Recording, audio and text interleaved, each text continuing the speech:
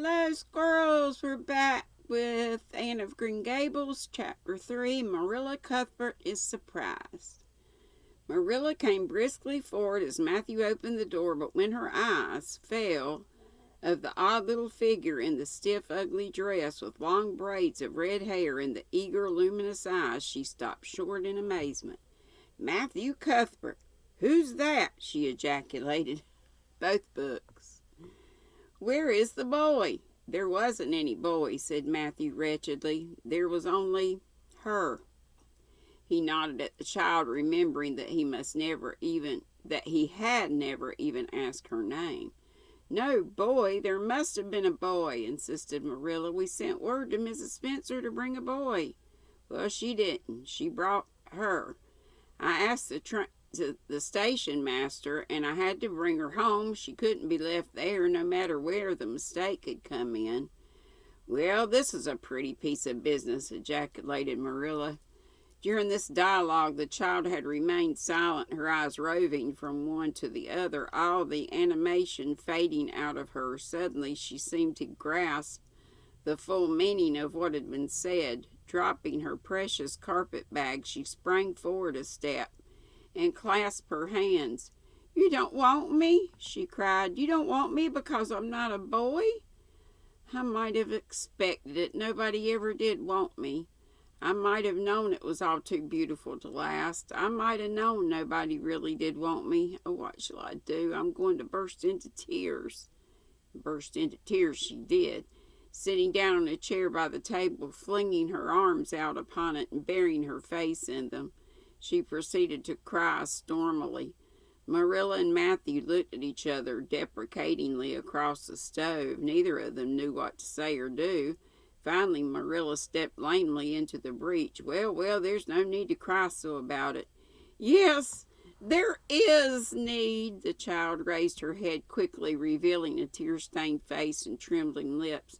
You would cry, too, if you were an orphan and had come to a place you thought was going to be your home and found they didn't want you because you weren't a boy. Oh, this is the most tragical thing that ever happened to me.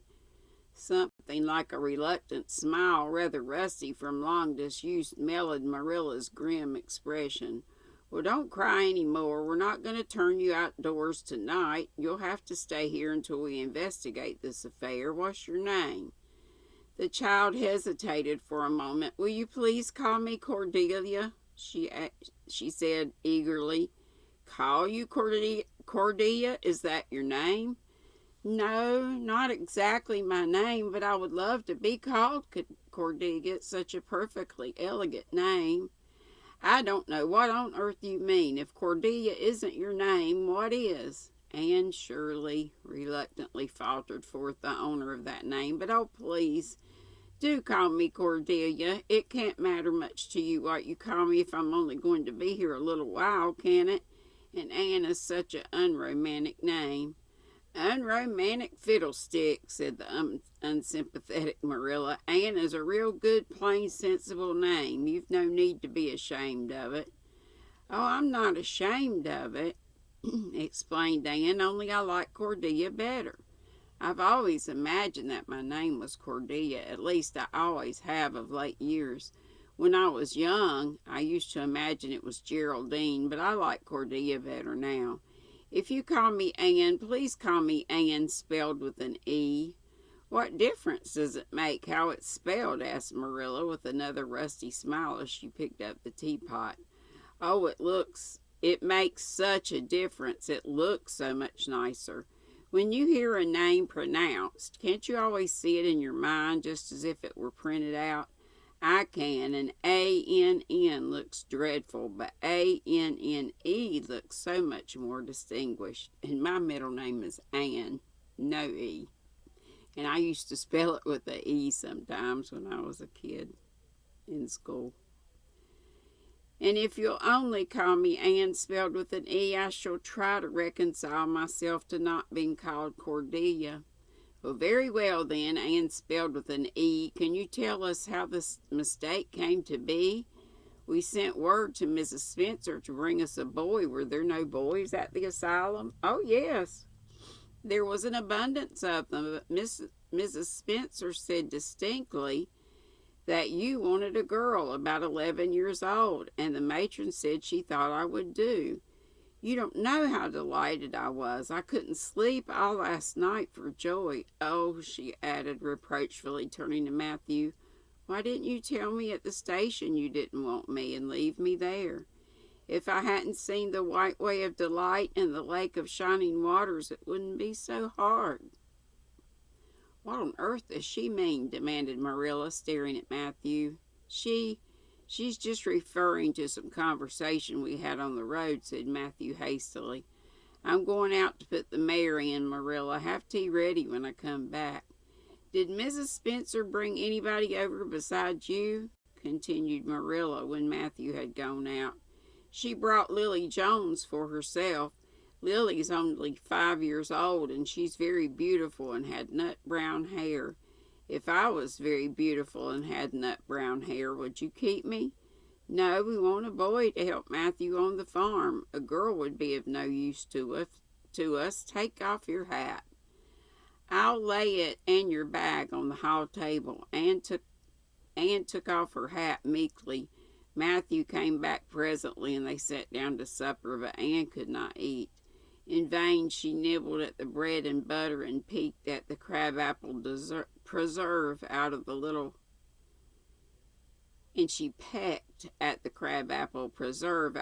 scalloped glass dish by her plate. She did not really make any headway at all. "You're not eating anything," said Marilla sharply, eyeing her as if it were a serious shortcoming. Anne sighed. "I can't. I'm in the depths of despair. Can you eat when you're in the depths of despair?" "I've never been in the depths of despair, so I can't say," responded Marilla. "Weren't you? Well, did you ever try to imagine you were in the depths of despair?" "No, I didn't." "Then I don't think you can understand what it's like. It's a very uncomfortable feeling indeed. When you try to eat, a lump comes right up in your throat and you can't swallow anything, not even if it was chocolate caramel. I had one chocolate caramel once 2 years ago, and it was simply delicious. I've often dreamed since that I had a lot of chocolate caramels, but I always wake up just when I'm going to eat them. I do hope you won't be offended because I can't eat. Everything is extremely nice, but still I cannot eat." "I guess she's tired," said Matthew, who hadn't spoken since his return from the barn. "Best put her to bed, Marilla." Marilla had been wondering where Anne should be put to bed. She had prepared a couch in the kitchen chamber for the desired and expected boy. But although it was neat and clean, it did not seem quite the right thing to put a girl there somehow. But the spare room was out of the question for such a stray waif, so there remained only the east gable room. Marilla lighted a candle and told Anne to follow her, which Anne spiritlessly did, taking her hat and carpet bag from the hall table as she passed. The hall was fearsomely clean. The little gable chamber in which she presently found herself seemed still cleaner. Marilla set the candle on a 3-legged 3-cornered table and turned down the bedclothes. "I suppose you have a nightgown?" she questioned.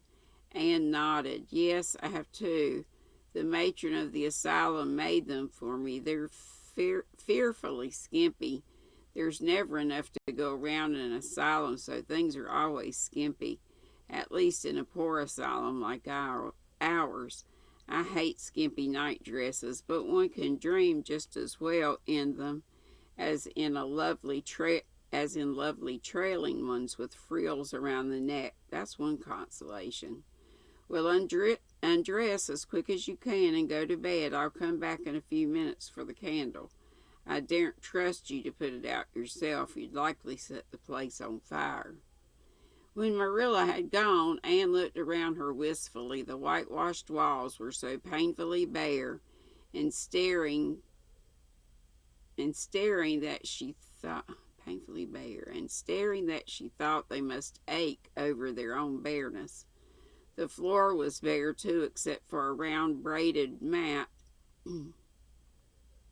in the middle, such as Anne had never seen before.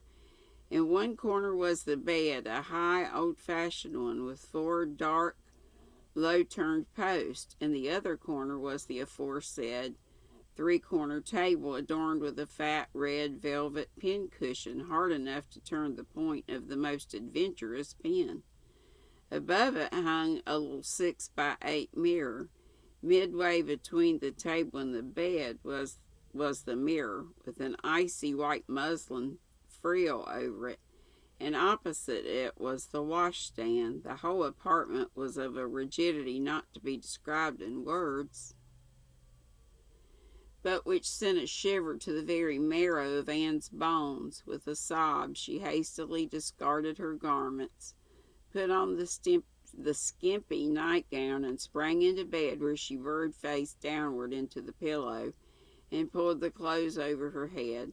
When Marilla came up for the light, various skimpy articles of raiment scattered most untidily over the floor, and a most certain tempestuous appearance of the bed were the only indications of any presence save her own.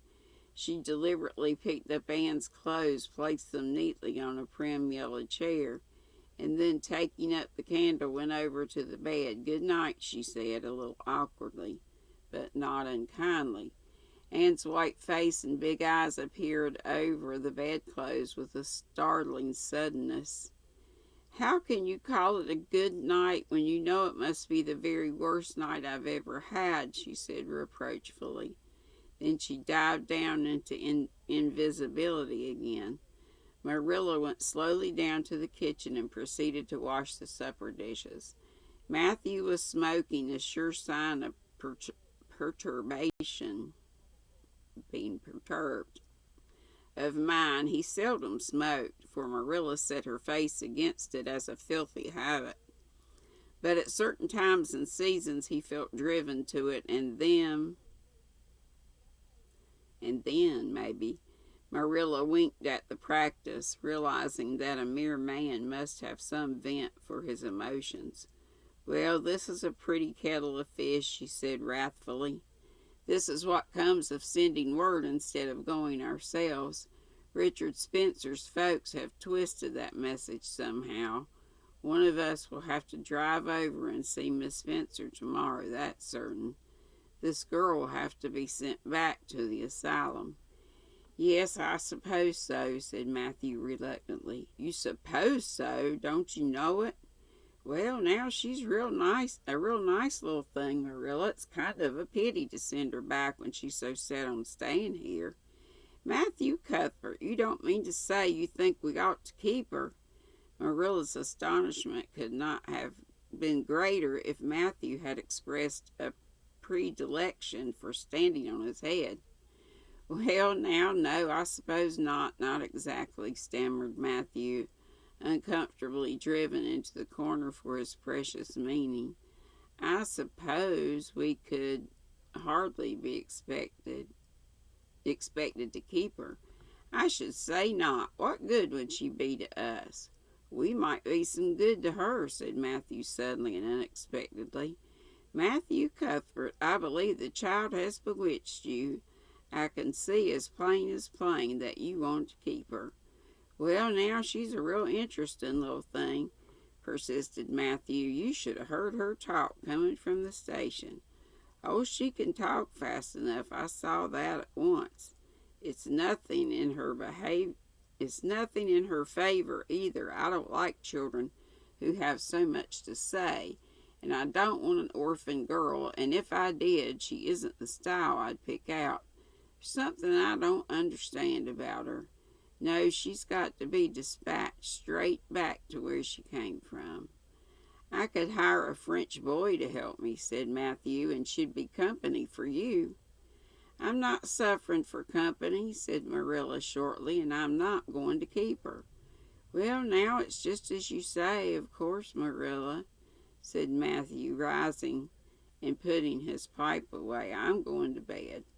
To bed went Matthew, and to bed, when she had put her dishes away, went Marilla, frowning most resolutely, and upstairs in the east gable A lonely, heart-hungry, friendless child cried herself to sleep. Pitiful. That's all of 3. Chapter 4 is called Morning at Green Gables. Okay, it's going to get better. It won't be sad. It's going to be funny. Anna's a mess.